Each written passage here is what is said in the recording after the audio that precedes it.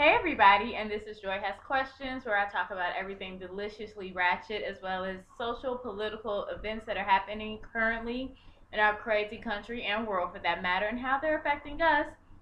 I'm trying to do it with a nice couple of bundles, a little bit of a flat stomach, as you see I'm working out, and a whole lot of common sense. So let's get right into it. Over the weekend, Drake dropped, the Canadians of the Caribbean part two, and I thought it was the equivalent of what Views was. I saw a lot of my friends that were like, I love it, it's phenomenal, oh my god, the dopest. And my thing is this, I expect a lot from Drake just because I have rode with him to Houston, Atlanta, Vegas. I have dropped singles, and still fly. I have done it all. I feel like I have been the girl that was riding for him when he was a nerd writing lyrics for strippers, to listen to, and they were just like, yeah, but are you paying us for this dance or not?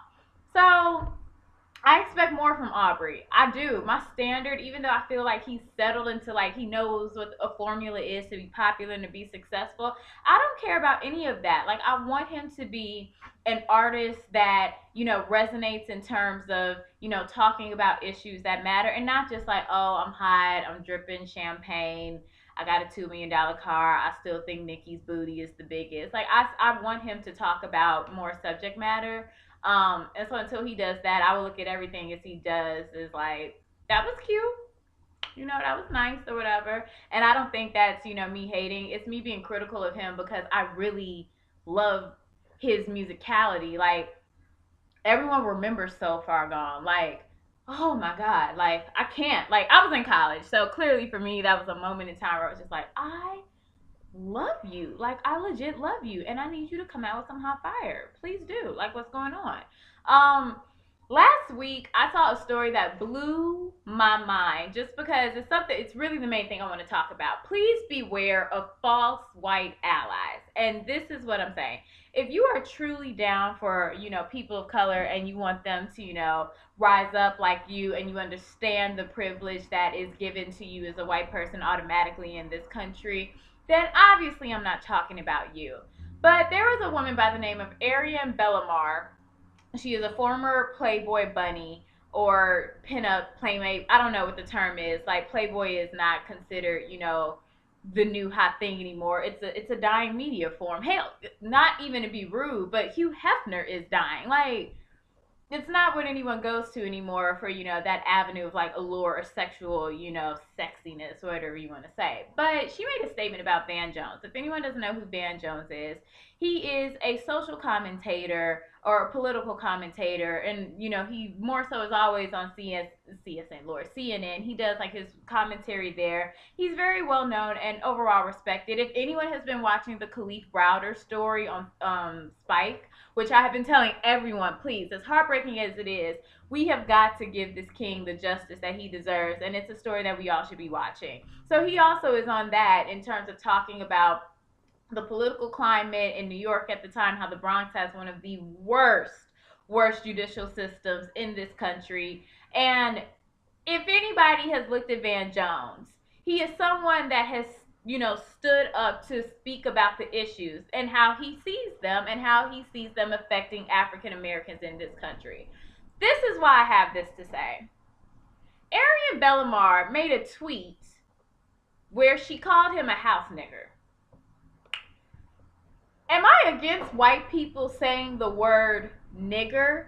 I honestly look at it in terms of the context. Like, it's kind of like if I'm a lawyer and I'm talking, and I'm literally going over testimony verbatim, I'm going to say the word. Like, I don't necessarily feel like in all cases white people shouldn't say nigger. Like, there are certain circumstances where it makes sense. Now, if I'm in the middle of a Jay-Z concert and niggas in Paris come on, that annoys me because I'm not trying to see a whole bunch, suburban Winnetka kids running around going, niggas in Paris, you are what? Like, it makes me want to punch someone in the face.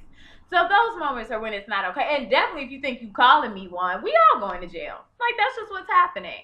But what I found was crazy was she made the statement didn't really back it up. Like, I tried to find like tweets in regards to like, well, what was the content? Like, what? Not like it was gonna be okay, because I still was gonna have, my feelings about it. But I'm like, she said nothing that like justified her making such a harsh and disrespectful, statement against him. And then what made it worse, I was like, you not only called him that, but you don't even know what that is. Like, if someone calls you a house nigger or Uncle Tom or a Steve Harvey or a Chrisette Michelle, like, that is it clearly is a bad connotation. No one wants to be associated with these clowns. But then on top of it, it's me just looking at the situation of like, you're calling this man something that he's not because you don't even understand the term that you're using. A house nigger is someone who historically, first off, through trauma, through brainwashing,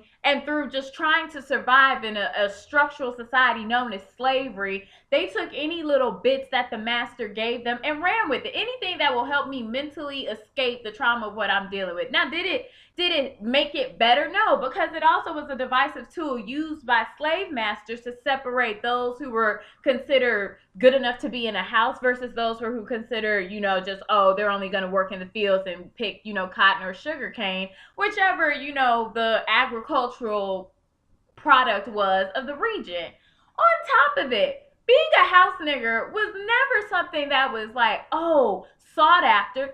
One of the most prolific African American inventors, and he revolutionized the agricultural industry, George Washington Carver. He historically had a high voice. Why? Because another thing that slave masters would do, they would castrate the male house servants. And the reason they would do it is because to perpetuate the stereotype of, well, if we take away, their penis or their manhood, not only do we literally emasculate them, but then on top of it, we beat down any primal or urges that they might have to take the fragile white virginity of the women that were living in the house.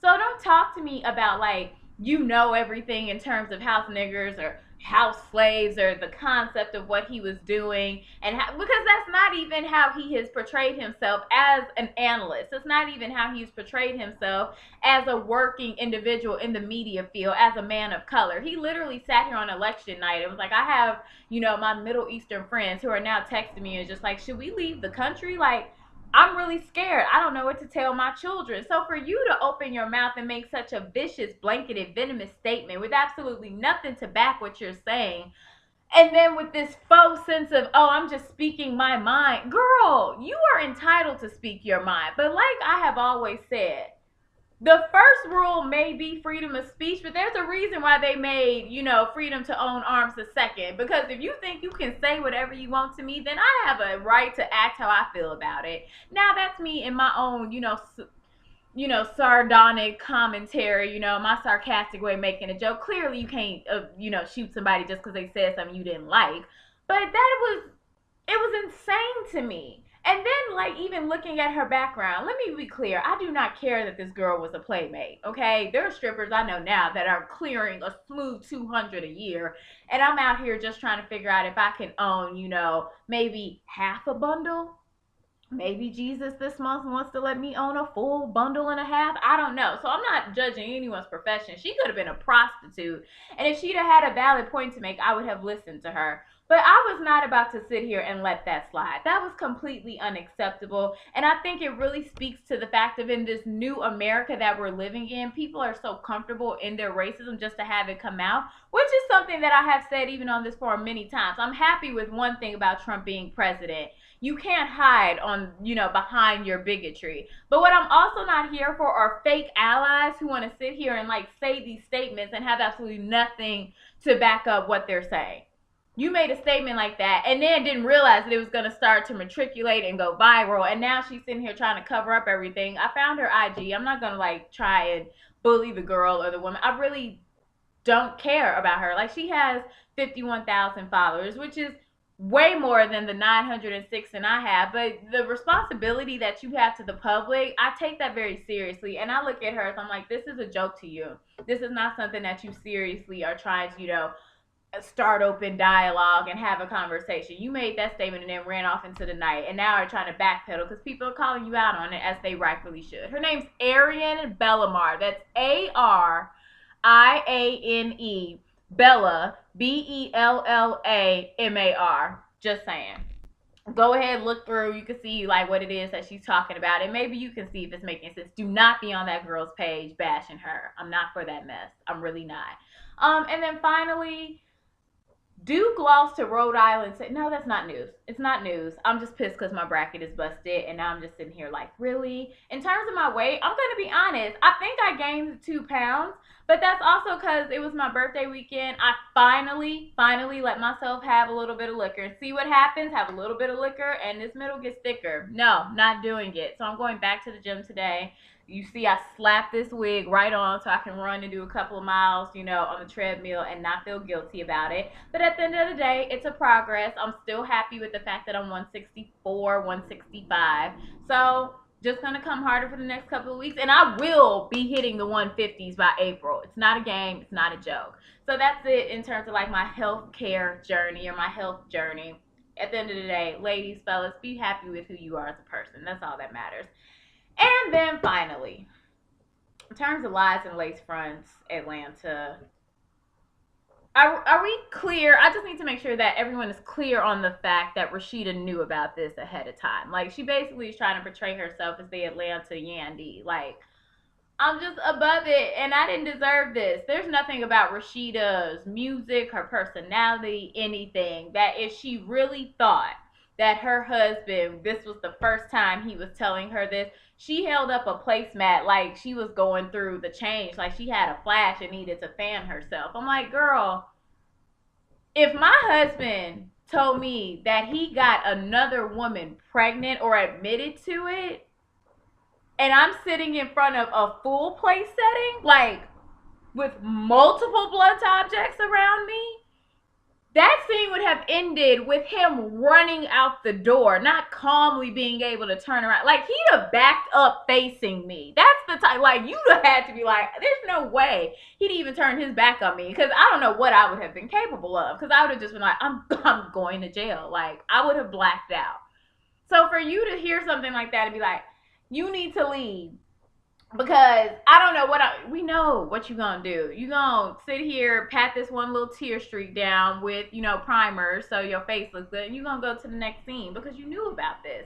And I just find it so interesting. I'm like, why are you willing to do this in terms of the perception of marriage, something that already is looked down upon as something that rarely happens in the African American community? Why are you willing to just further perpetuate that marriage is considered a joke to us?